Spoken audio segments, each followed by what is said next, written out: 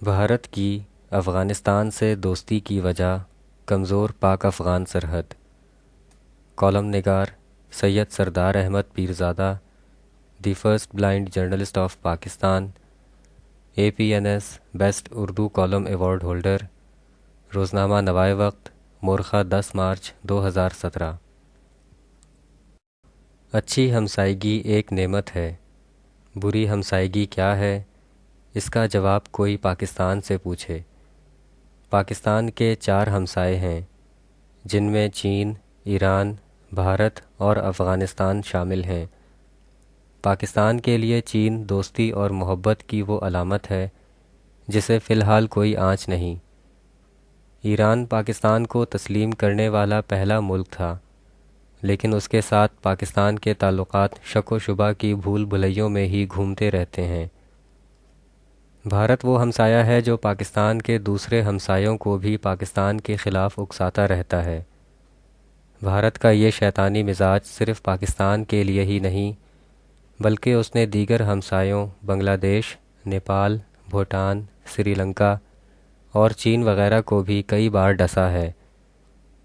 جیسے ایک گندی مچھلی سارے تالاب کو گندا کرتی ہے، ویسے ہی اس خطے میں بھارت نے پورے جنوبی ایشیا کو گندا کیا ہوا ہے۔ پاکستان نے اس انڈین چہرے کو شروع سے ہی پہچان لیا تھا، اس لیے وہ بھارتی دشمنی کی کارروائیوں کے جواب کے لیے اپنے آپ کو کسی حد تک تیار کرتا رہا، مگر پاکستان نے ہمسائیگی کی صفوں میں سب سے زیادہ دھوکہ افغانستان سے کھایا ہے۔ شاید یہ بات بہت سے لوگ نہ جانتے ہوں کہ افغانستان وہ واحد ملک تھا جس نے اقوام متحدہ میں پاکستان کی شمولیت کی زبردست مخالفت کی تھی۔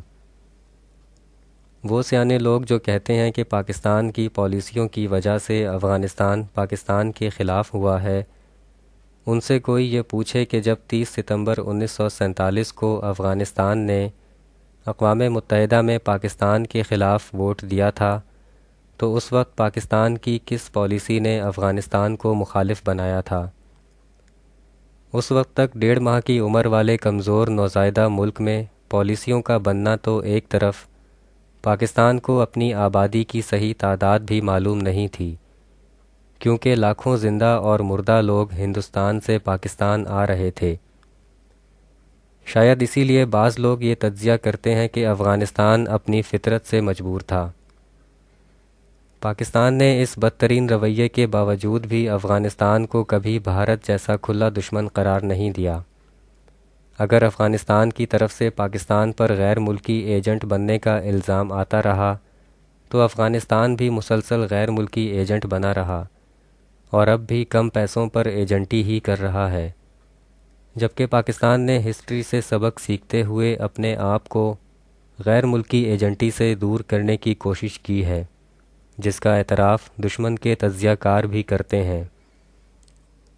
مثلاً خطے میں چین، روس اور پاکستان کا ٹرائیکا اس بات کا واضح ثبوت ہے۔ ان دنوں افغانستان اور بھارت کا گٹھ جوڑ خوب زوروں پر ہے۔ افغانستان کے حکمران بھارت کو اپنا حقیقی دوست مانتے ہیں، جبکہ حقیقت یہ ہے کہ بھارت افغانستان کی صرف ان مخصوص شعبوں میں مدد کر رہا ہے جن کے ذریعے خوب پیسہ کمایا جا سکتا ہے یا پاکستان کو مختلف طریقے سے نشانہ بنایا جا سکتا ہے۔ دوسری طرف افغان عوام کی بیرونی ضروریات کا تمام بوجھ پاکستان پر ڈالا جاتا ہے۔ مثلاً افغانستان کی لیبر پاکستان آتی ہے، افغان مریض بھی علاج کے لیے پاکستان ہی آتے ہیں، اور سب سے بڑھ کر یہ کہ لاکھوں افغان مہاجرین 4 دہائیوں سے پاکستان میں موجود ہیں۔ اگر بھارت افغانستان کا اتنا مخلص دوست ہے تو وہ افغان لیبر کو اپنے ہاں کیوں نہیں لے جاتا؟ بھارت افغانستان کے مریضوں کو اپنے ہاں علاج کی سہولتیں کیوں نہیں دیتا؟ یا افغانستان میں ہی جگہ جگہ عوامی ہسپتال کیوں نہیں بناتا؟ بھارت اپنے ہاں افغان مہاجر کیمپ کیوں نہیں بساتا؟ بھارت ایسا اس لیے نہیں کر سکتا کیونکہ اسے معلوم ہے کہ افغان لیبر بھارت کی معیشت پر ایک بوجھ ہوگی اور بھارتی لیبر بے روزگار ہو جائے گی۔ افغان مریضوں کے علاج میں بھارت کو کوئی سازشی اور جنگی فائدہ نہیں ہوگا۔ افغان مہاجروں کا کیمپ لگانے سے بھارت میں جہاں غیر ملکیوں کی آمد و رفت بڑھے گی، وہیں اسلحہ، منشیات اور خودکش حملوں میں اضافہ ہوگا، جبکہ پاکستان یہ سب مسائل ہمسایہ برادر اسلامی ملک کے بینر تلے وصول کر رہا ہے۔ دنیا میں ممالک کی حد بندیاں نیا تصور نہیں ہے، بلکہ قدیم زمانے میں بھی ملکوں کے اپنے بارڈر ہوا کرتے تھے۔ پاکستان اور افغانستان کے درمیان بھی ایک حد بندی یعنی بارڈر موجود ہے، جو پاکستان کے قیام سے تقریباً 50 سال پہلے قائم کی گئی تھی۔ اس وقت کے افغان حکمرانوں نے اس بارڈر کو چپ چاپ مان لیا تھا۔ کیا اس کی وجہ یہ تھی کہ افغان حکمران انگریزوں کے انگوٹھے کا دباؤ برداشت نہیں کر سکے تھے؟ حد بندیوں کی بین الاقوامی ضرورت کو تسلیم کرتے ہوئے افغانستان اور پاکستان کے درمیان ڈیورنڈ لائن کو بھی مستقل بارڈر تسلیم کیا جانا چاہیے، کیونکہ جب تک اس بارڈر کی مکمل نگرانی نہ ہوگی اور آنے جانے والوں کا حساب کتاب نہ رکھا جائے گا، پاکستان میں امن و امان کا مسئلہ درپیش رہے گا۔